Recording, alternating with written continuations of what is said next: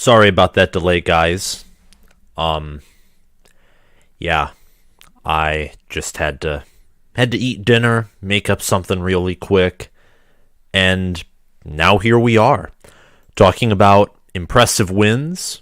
Um, the Your Team Stinks segment, which is something that's new, but I think it's going to be appropriate, and I think it will be a tradition for this show moving forward, especially at the end of the season when, teams that miss bowl games are in play, especially those. And also Penn State's future. Really want to talk about Penn State's future. So, how you guys doing? Hey, Joseph. Hey, I agree, but. Hey, P. Let's go Vols. Let's go Vols indeed. Go Vols. Hello, EK Films. How are you guys doing? Hey, Sean. Hey, Tommy. How are y'all doing? Hey, Zach. Tell me how you're doing in the chat before we get started. Star Wars is completely... Who said that? Who said that Star Wars is completely overrated? Who said that? Are you going to talk about MSU at all? Yes, I'm making a video about their future this week. And it will be about the staff changes that I think they need to make in the postseason, in the coaching carousel. I think that MSU needs to make staff changes, specifically at offensive coordinator. I actually think that Scotty Hazelton, depending on how they do in the next two games and in the bowl game, because I'm anticipating they'll beat Rutgers, you might have a reason to keep Scotty Hazelton as long as Harlan Barnett leaves.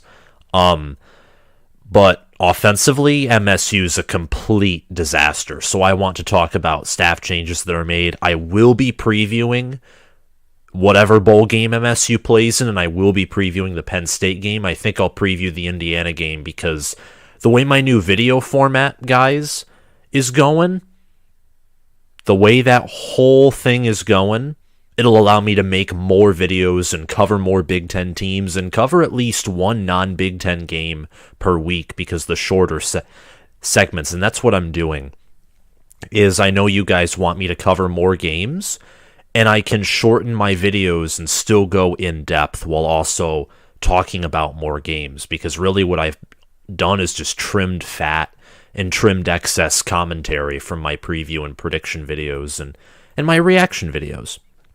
So, do you guys do you like the new format where it's shorter but more content is being produced? U of M fans in here looking like clowns, says player one. Well, I don't know what to tell you. I think Georgia's better than both Ohio State and Michigan right now, but could Georgia lose to Ohio State and Michigan? Absolutely. Absolutely. And I don't know what to say in a certain sense, because I think Ohio State's overall the better team. I think that Ohio State is more fit to win a national title, but at the same time, I think that with the game being in November and with matchups determining who wins football games, Michigan matchup-wise actually should be the favorite. Like at a neutral site, part of me would be very tempted to pick Michigan. And maybe part of me has secretly convinced myself that Michigan would win because I'm a Michigan fan. I have no clue. But, yeah, I think that Michigan and OSU, I think at a neutral site, it's pretty 50-50, even though I think OSU is the better team. OSU, by the way, much better chance OSU beats Georgia than Michigan beats Georgia. Just, again, from matchups. Georgia, no one in Georgia's secondary can guard one of Ohio State's wide receivers, let alone whatever three of them are playing. No one. And at the same time, Ohio State, it'd be the same with Michigan's defense. An elite defense, in my opinion, would make Georgia have to kind of go pass heavy. and they could still run the football, but I don't know. I really don't know. Georgia's faced a great offense, but Georgia hasn't faced a good defense yet, and I don't know. Georgia's intriguing. All the teams are intriguing because there's no 2019 LSU. There's no insane offense. There's no insane defense. There's just good football. That's all there is. COVID helped reset everything. The transfer portal helped reset everything. And now here we are. Here we are. Wolf 58. But the game is not being played at a neutral site. Exactly. That's exactly the point. You see, being in Columbus, and given the fact that, streaks are meant to be broken. Eventually, Michigan will win in Columbus. Now, whether that's this year, whether it's in 2024, whenever it is, we won't know. But given the fact that it's in Columbus, unless some things change, and really what that means is unless Ohio State struggles against Maryland and Michigan, just bludgeons Illinois, I will probably pick Ohio State. Now, I don't know. I don't know again.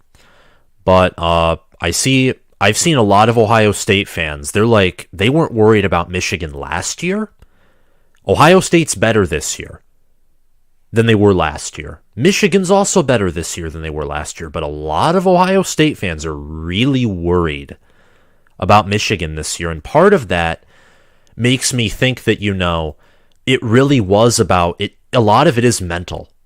Breaking that streak was not just huge for Michigan, it was huge for Ohio State. More specifically, I would say the fan base. Because now, when you have a streak that goes on for so long, you eventually do just assume that you're going to win just because of the history. And that's just as dangerous as forgetting the history of the rivalry altogether. And that's the same in life. Counting on history to repeat itself in perfect fashion, like 100%, is asinine in the same way as forgetting history and viewing it as irrelevant because it's the past. But anyway, that's me going off on a tangent. Let's get to impressive wins, and then we'll get into your team stinks, which, if you haven't read the description already, I don't like Jimbo Fisher. But we'll talk about that a little more. Impressive wins. Now, listen. This might sound strange, but USC 55, Colorado 17. Colorado stinks. At the same time, USC's the only one-loss team in the Pac-12 left because UCLA and Oregon decided to lay eggs in their own home stadiums. USC was down 3-2 on Friday night in the first quarter. They then proceeded to score 53 points to Colorado's 14. 24 of those were in the second quarter. So, yeah. USC, if anyone from the Pac-12 is going to the playoff, it's USC. Or if all chaos breaks loose, which is possible but very unlikely, Utah, because their two losses are much earlier than Oregon's and UCLA's. Georgia and Mississippi State. Georgia 45, Mississippi State 19. Mississippi State went into the locker room with tons of momentum. Tons of momentum from that punt return. They were only down by 5. And then Georgia and Kirby Smart just saying nope. 28-7 in the second half.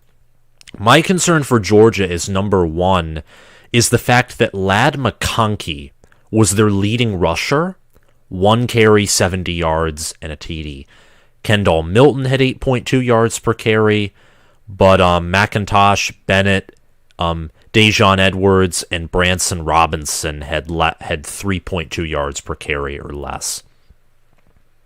And that's just, to me, I look at Georgia and I have a very hard time believing their defense is...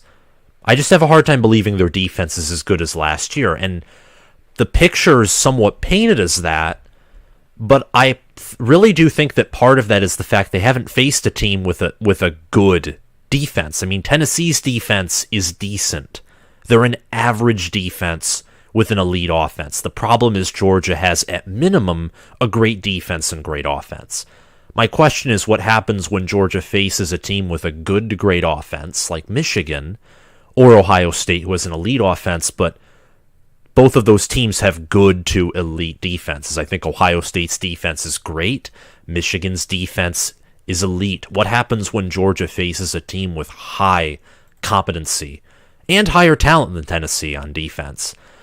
Armand, I want to address a comment here that says Corum is overworked, needs to be more balanced to beat OSU.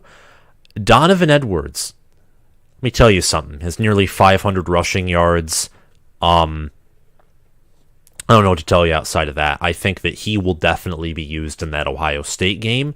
With Edwards healthy, I don't think Corum being overworked is a huge concern, in my opinion.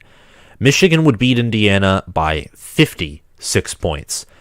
If they rematched, very much possible. Unfortunately, Michigan only beat them by 21, which is a game that as a Michigan fan, the Indiana game, that is the game that infuriates me the most. Like, if I could redo any game, not even the Michigan State game, I would redo the Indiana game. Beating Connor Bazelak by 21 points is disgusting. Ohio State beating Indiana 56-14.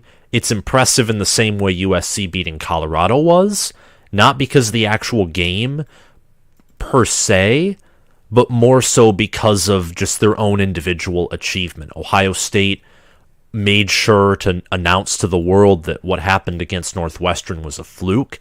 That's something to be proud of, in the same way that USC surviving and advancing when every other top team in the conference suffered a loss or already has 2 losses is good. TCU beating Texas. I want to talk about this game for a few minutes. You know TCU, the team that everyone said like had no defense. Oh, defense is going to cost. Defense is going to cost TCU. And remember when, some people said Quinn Ewers and Bijan Robinson and Xavier Worthy would be like the best trio in college football offensively. Remember when people said that? Well, the TCU defense, which is not even close to the top 25 in points allowed per game. It's not a good defense. They held Quinn Ewers to 171 yards and a pick. He was 17 of 39. They held Bijan Robinson, the supposed NFL rushing back, to 12 carries for 29 yards. Now, I say these things not to discount them as players. Listen, I'm 6'2", 6'3", 165. You put me on the field with the fourth stringers or walk-ons, I would die. But I'm saying these things to make a point. Like, TCU did not play their best game offensively. Texas's one touchdown was defensive. You can credit that to Gary Patterson. Do not credit that to Steve Sarkisian. Texas is... I'm going to have to go back in my top 25 and edit them out. The power rankings are biased toward them in the same way that they're biased toward Alabama. I can't take it. I mean, how you... It's just unfathomable. You do your job defensively against TCU. In fact, Texas didn't even jump out to a lead like they usually do. Texas had no points in the first half. Like, what are you doing? You're at home. You're in the same environment. You are healthier against TCU than you were against Alabama. And TCU, with a much inferior talent, an inferior defense, supposedly. In reality, it's probably a more efficient defense than what Alabama runs this year. TCU played a far better game against Texas than Alabama did, with like half the talent, half the resources, and with Texas being healthier and being more battle-tested than they were earlier in the year. That's how bad Alabama is. I mean, that honestly speaks to the fact that this Alabama team isn't good. 20 or maybe even 30 them. No, Ohio State would beat them by 30. Michigan would beat them by 20, but it would feel like they beat them by 50. Alabama's not good. or they're not great. They're good. They're just not great. TCU's great. And that's what this game showed. TCU walked into a game where they were an underdog, where everyone, whether it was 24/7 Sports Josh Pate's model, and Josh Pate himself also going along with the model, I looked at this game, and I thought that, Texas is probably going to win. Just because of the way that, mainly because Gary Patterson being on that staff. I'm like, he knows the team from last year. Texas's defense this year was the main change. They had a good offense last year, much like this year, but their defensive improvements is what's helped. It's at home. I trust Texas to win, and they didn't. They didn't win one bit. Didn't win at all. 17-10, TCU outgained Texas 283 yards to 199. That vaunted Texas offense didn't even break 200 yards. Texas averaged 28. They had 28 rushing yards for 1.3 yards per carry. That is 4 feet. Every time Bijan Robinson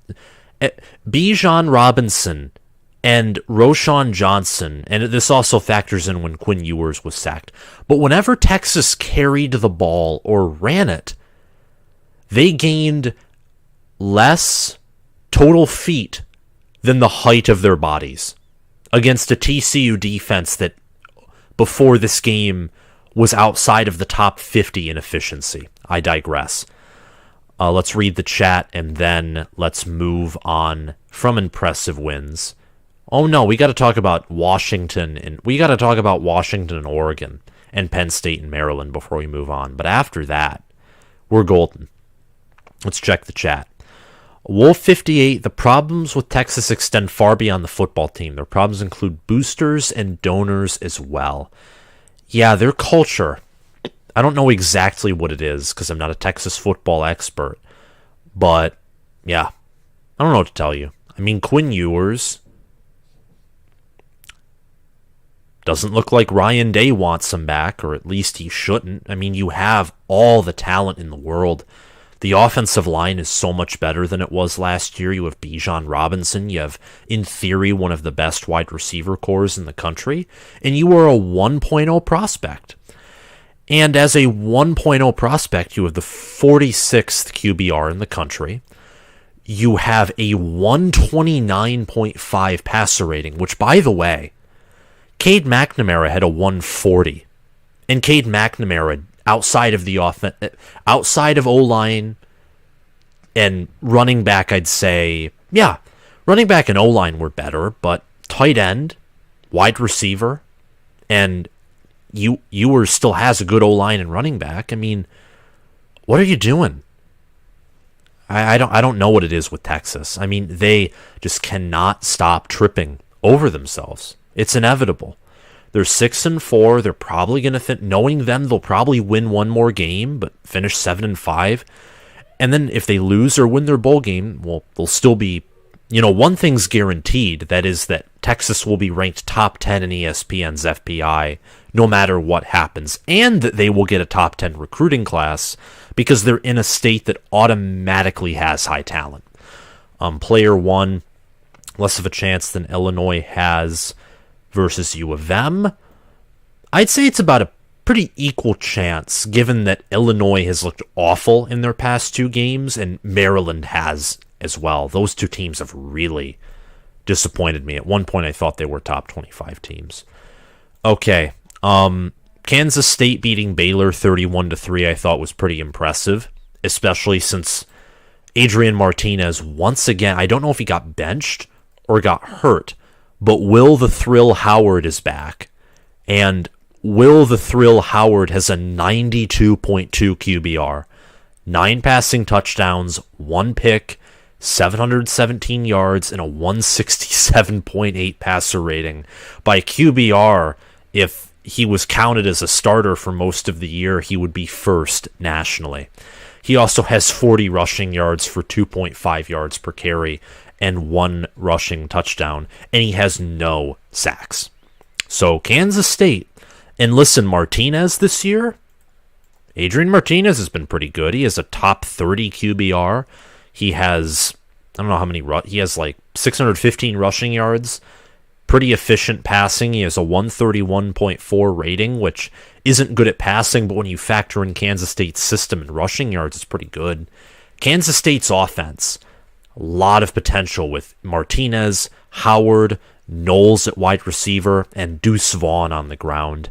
Penn State beating Maryland 30-0. We're going to talk about that toward the end of the video because I want to dedicate some time just talking about Penn State, because Penn State, they have a lot of guys with another year or far more of eligibility on their roster, and if not for the fact that their matchup versus Ohio State next year is in Columbus, this team could, even with James Franklin at head coach, make a run for the Big Ten, I think. And I said could, not definitely. All right, I know most of you probably want to get to the Big Ten, so let's get to, well, not the Big Ten, but just get into more specific stuff. I want to talk about Texas A&M, and more than Texas A&M. I want to talk about many different things. Your team stinks. I've already kind of talked about Texas already. They're 6-4. The Big 12, honestly, is a pretty good football conference this season, in my opinion. And pretty good conference in football this season, and I don't feel like I need to rip Texas any more than I already have, because they're 6-4, they've reached bowl eligibility, they've improved, and Steve Sarkisian, you're improving in year 2. What more can be asked of you? Honestly, I want to read the chat before we move on. Just want to read the chat a little bit. Nebraska curse is real, man. I think Dion Pryor made that comment. The Nebraska curse. We'll see against Illinois. Minnesota broke that curse, though. Not only did they beat Northwestern, they covered the spread. They won by 28 points. But anyway, and also P says, I think Leipold can turn around Nebraska. Oh, if you can turn around Kansas, you can turn around Nebraska. I almost hate to break it to you, but Nebraska no longer plays Ohio State in the East, and Nebraska has more talent than Kansas does. And Nebraska has a totally busted culture, but Kansas, when you don't even crack like 4 wins in 10 years, or 4 years and 4 wins, 10 years or more, you also have a busted culture. Speaking of busted cultures and busted programs, let's talk about Texas A&M, and let's have some fun talking about Texas A&M. 2022 Texas A&M, they start number 6 in the polls, and what did I tell you all? I didn't like it. I thought the Texas A&M was overrated. Steve Adazio is the O-line coach. I did not like that. He's not a good coach. He was once a good position coach, but he's aged. His techniques and his coaching it's outdated for the modern Power 5 level, if we're being real here. Mike Elko leaving for Duke and DJ Durkin coming in. Now, I liked the DJ Durkin hire, but it's a first-year DC, and Mike Elko consistently commanded one of the more solid SEC defenses and one of the more efficient SEC defenses. And Durkin this year, for his credit, has actually done a good job given the atrocity that is this offense. Losing, they lost Kellen Mond after 2020, but the quarterback competition did not look too good. Max Johnson, nor Haynes King, nor Connor Wiegman, they didn't look good in spring. And a lot of the hype surrounding this team came from their number 1 recruiting class. I don't think you understand. Evan Stewart and some of the D linemen have had an impact, already. That's unusual in itself for one of your leading wide receivers to be a true freshman, no matter how highly recruited he is. It's unusual, and it happened. So Texas A&M actually utilized their number 1 recruiting class better than some other programs do, and they're still 3-7 and 1-6 in conference. Their one sole win in conference, coming against an Arkansas team that lost to Liberty, to Hugh Freeze. They started out 3-1. 3-1. Where have we seen this before, ladies and gentlemen? Nebraska from 2021, starting out 2-1. Nebraska finished 3-9, except Nebraska could actually have a positive point differential. Nebraska could actually beat inferior teams by 50 instead of sludging around with them and just beating them by 20 or 30. I mean, Nebraska could actually play close with every competent opponent they faced. And, like, Nebraska, listen to this. Texas A&M's strength of schedule is 27th nationally. By facing UMass this weekend and LSU the following, they're going to climb down in the strength of schedule rankings. As you know, USC and UCLA play each other. USC and Notre Dame play each other. Michigan and Ohio State play each other. Their strength of schedule is going to look even weaker. Nebraska had like a top 5 SOS. They had half the talent that Texas A&M had. Well, maybe not half, but 2/3. They had Scott Frost. They had Scott frigging Frost as their head coach. They had Matthew Lubick as their offensive coordinator. And they still were more efficient than a team that bought their number 1 recruiting class. It's ridiculous. Money can buy championships. I mean, money can help championships. Absolutely. It can help, but it's not the whole thing. Jimbo, I have not seen a head coach who has been given more benefit of the doubt for something that he actually inherited than Jimbo Fisher.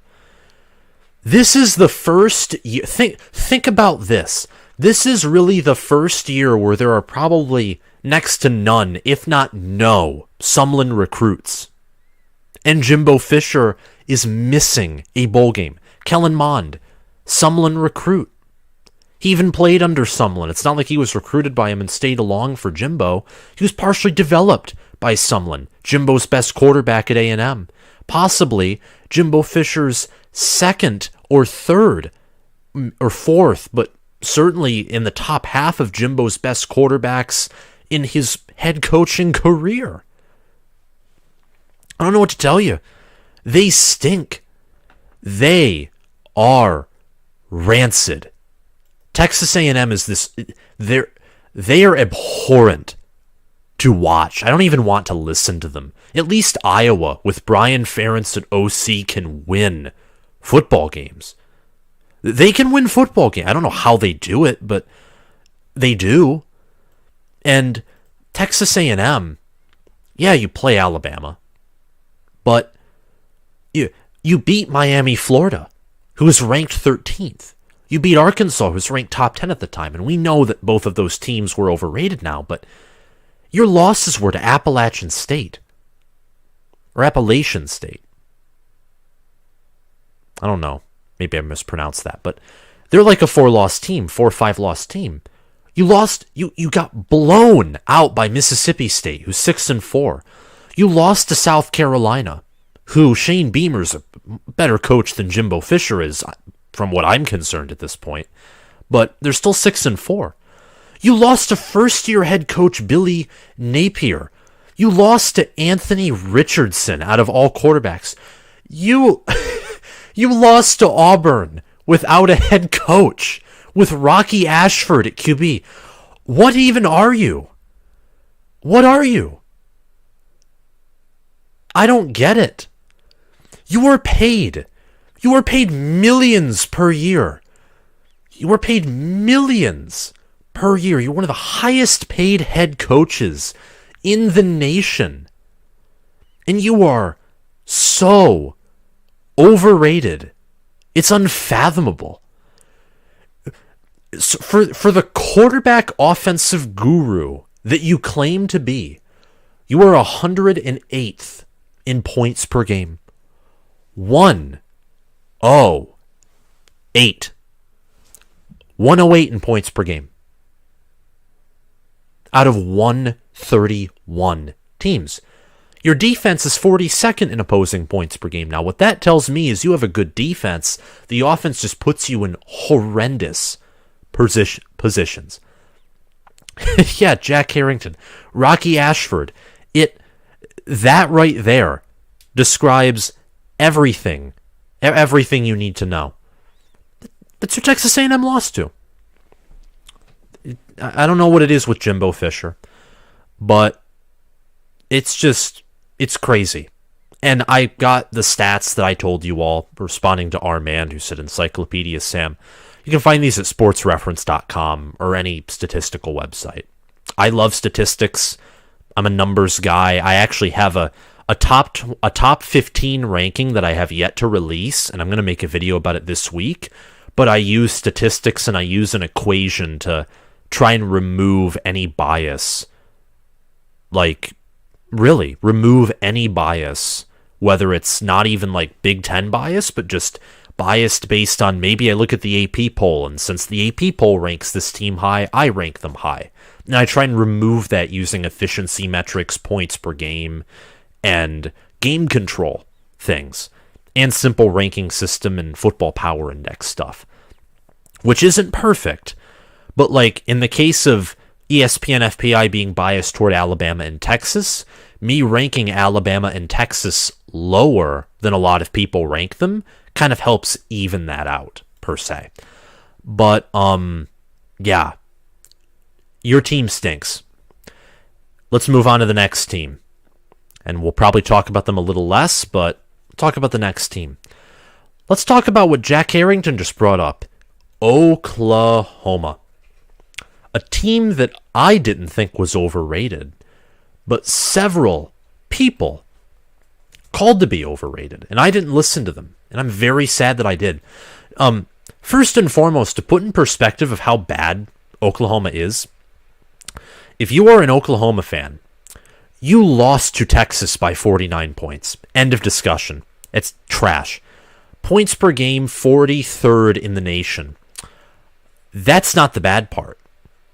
Brent Venables is a defensive guy, and his defense allows 29.1 points per game, which is 94th out of the 131 college football teams nationally.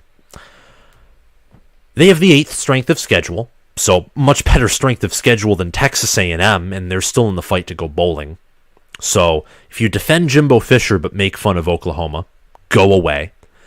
Dylan Gabriel, he has a 151 passer rating. He's a good quarterback, like great quarterback. Played really good college ball at UCF. Eric Gray, over 1,000-yard rusher, averages nearly 7 yards per carry, 10 rushing touchdowns, has nearly 200 yards receiving. From scrimmage, he averages nearly 7 yards per play, has 1,302 total yards, 10 total touchdowns. By the way, no one on Texas A&M's roster compares to that. But Oklahoma. It's just, I look at the Sooners and I can't believe they're sitting there with 5 losses, but there they are. They lost to Kansas State, which I actually predicted in the preseason. I thought, Adrian Martinez and Deuce Vaughn, it's going to be hard for anyone to defend against that team, and it was. Kansas State won 41-34. Oklahoma, I did not drop them I didn't drop them too low, I don't think, because it's like, listen, this happens to Oklahoma every year. It just does, whether it's Bob Stoops, Lincoln Riley. They're not like, and it really happens to any team in college football. They drop a game per year. But then, listen to this. Robbie Ashford. That's what was said. Robbie Ashford. I'm sorry. I don't know where Rocky came from, but Robbie Ashford. Apologies for that. Anyway, I'm watching college football, and I see that Texas Christian has scored 20-something points. I think it was 27 points in a quarter. I look at that, and I am like, What on God's green earth has happened here? And it was just Max Duggan casually running to the end zone on a quarterback run. It was Max Duggan exploiting Oklahoma's defensive schemes and torching them with his NFL wide receivers to score 55 points against Oklahoma. Of course, Oklahoma the following week got shut out by Texas 49-0. Oklahoma stinks. They stink. And looking at the remainder of their schedule, they have 2 games left, playing Oklahoma State and playing at Texas Tech. They very well could finish 5-7. They could go 0-2 in that stretch, and that would not surprise me one bit. Let's talk about one more team, and don't worry, we're going to have more. We're going to talk about more teams next Monday as well. Meme hype, they're all frauds. Yes, they are. Wolf58. I'm sure both the Oklahoma and Texas fan bases are dreading this move to the SEC. I would agree. You know, both of those teams right now look like Mike Leach would beat them by 30. And I love Mike Leach. But I say that to just say it because people don't like the air raid. They think the air raid is horrendous. So I say that to say you insult the air raid, or someone insults the air raid, but the team that you're cheering for would lose to the air raid by like 20 points. You just get blown out and smothered by Mike Leach. So I digress. We talked about Texas A&M, talked about TCU. What other teams are there to talk about? I think Stanford would certainly be one of them. 3-7, 1-7 in the Pac-12. Their best win is against Notre Dame, who they beat by 2 points. They beat Arizona State by 1 point. They beat Colgate by 31. Stanford, they lost to Utah by 35. That's by far outside of, actually losing to Washington State at home by 38 is worse. But I think David Shaw just needs to go. He's kept around his friends. His coordinators, if you look online, they've been around for like 5 years, have had more losing seasons than winning seasons. He's keeping around his friends. He needs to be fired. And UCLA, Washington, Oregon, Utah, USC, they've all passed you. I think Colorado is like the only team that's worse than Stanford. Arizona's even passed you. I mean, look at what Jed Fish is doing with the portal. They just beat UCLA. They're 4-6. They've surpassed their win total of 3. I think I predicted them to go 4-8 or 5-7, and I'm somewhat proud of that, but at the same time, I'm the guy who had Nebraska in his preseason top 10, and I take full responsibility for that idiotic prediction. Meme hype, who do you think will win the Big Ten West? Ooh, who do I think will win the Big Ten West? I think it's really between... I mean, if Illinois wins out, they get in, but Illinois is likely not winning out. Right now, it's a 4-way tie. Illinois, by losing to Michigan State and or Purdue, really put themselves in a hole. Minnesota, probably out of all those teams, I would say has the best chance to win out. Get Iowa at home. They travel on the road to Wisconsin. And listen, Iowa's defense is good, but, Minnesota has a good defense too. And they're at home. And Minnesota has a much better offense. They have Mo Ibrahim. And Iowa's rushing defense, as Michigan has shown, and at times even Ohio State showed it, though they struggled more than Michigan did, their run defense can be a paper tiger. It has holes. It's not 2021 Georgia. You can find ways to run on that Iowa defense. And Wisconsin's 5-5. They have one of the worst Jim Leonard defenses, and that's mainly because they lost a ton of production and because Graham Mertz just constantly puts them in atrocious positions. Purdue, I think it's between Purdue and Iowa. Purdue and Iowa are the ones who control their own destinies, I do believe, due to tiebreakers, though maybe I'm wrong. You can double check me on that one. But if Purdue wins out, I think they're in. Or, yeah, well, I don't know.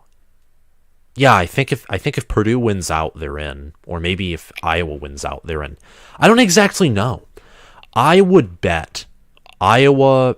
Who does Iowa play? Iowa plays at Minnesota, which I do think they'll lose. And this might sound ridiculous. Iowa could totally lose to Nebraska if Casey Thompson's healthy.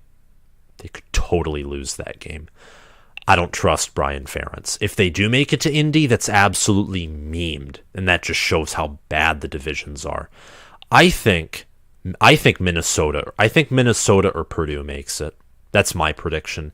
And Minnesota, if I don't know if Tanner Morgan will ever be back, but if he can somehow click again like he was earlier this season, and yes, it was against bad teams, but he was still playing better quality ball, they would give the West the best chance, though it really would be no chance, because Ohio State or Michigan will waltz into Indy after beating the other team and destroy whoever faces them in the West. It will be a warm-up scrimmage. Clemson or Penn State? Penn State. Nicholas Singleton and Katron Allen would have 200 rushing yards, and Sean Clifford would have a moment where he would look like an NFL QB against that defense. Mickey Kahn, who's the co-DC of Clemson, it's a very fitting name because I would say him and the other guy who's the actual DC are some of the greatest conmen of the ACC, still convincing us that Clemson has a great defense when in reality they don't. The de facto Big Ten title game is indeed in Columbus, Jack Harrington. I absolutely agree with that. Now I finally want to talk about Penn State for probably 5 minutes or less, and then get off here. Because we're just talking about Penn State. Among Penn State starters, according to ourlads.com, Mitchell Tinsley, Hunter Norzad, Juice Scruggs, Bryce Effner, Sean Clifford on offense. Some of those were offensive line, and some of those guys are up there due to injury to 2 offensive linemen, those being Landon Tengwell and Alamuyiwa, I think that's how you say it, Fashanu, who are injured on the offensive line. Clifford, Effner, Scruggs, Norzad, Tinsley are the guys who are going to be leaving. They're going to be departing on offense. That's 5 out of 11. You'll return guaranteed 6 of the current starting lineup next year, unless some of them possibly declare early, which I don't think that would be wise, because this Penn State team, I think, can build something next year. On defense, you have Nick Tarburton, who's a redshirt senior, PJ Mustipher, who's a senior. I'm only listing seniors, like guys who have to leave after this year. By my knowledge, maybe they've decided to not use the COVID eligibility year. I don't know. And then after Tarburton and Mustipher, you have Jair Brown, and that's it. That's 3 on defense that absolutely have to leave. And Mustipher and Brown, those are huge. You return Joey Porter Jr. and Parker Washington, who are the main NFL guys on this team. You can return them. They're coveted players, and maybe they'll declare early. But if you're a Penn State fan, you probably are hoping that they return. I do disagree with you, Armand, that Clemson beats Penn State, but it is a possibility. Clemson has the better head coach, I'll say that. I think Penn State has the better staff and the better overall team. But when you have the better head coach, it gives you a lot higher of a ceiling. And it gives you the potential to you have a much more better likelihood of using your talent better than the opposing team. Hey, Lath, how are you doing? Brad, and Penn State would not beat Clemson. PSU would beat Clemson by 30 plus. I disagree with that, but they would beat them. I think they'd even beat them in Death Valley. Now that would be like a nail biter. Neutral site, they'd beat them by probably a TD. They'd probably beat them by 10 to 14 points if they hosted the Clemson Tigers. Penn State's they're playing a really good brand of football. I think they're top 10 in the country. ESPN's FPI thinks they're top 10. They have the 5th most efficient defense. And the games where they had their worst performances statistically were because they faced 2 top 3 teams in Ohio State and Michigan, who are clearly better than they are. Hi, Peter. How are you doing? I don't trust our secondary against OSU. I trust it to limit OSU's passing game. I don't trust it to contain it.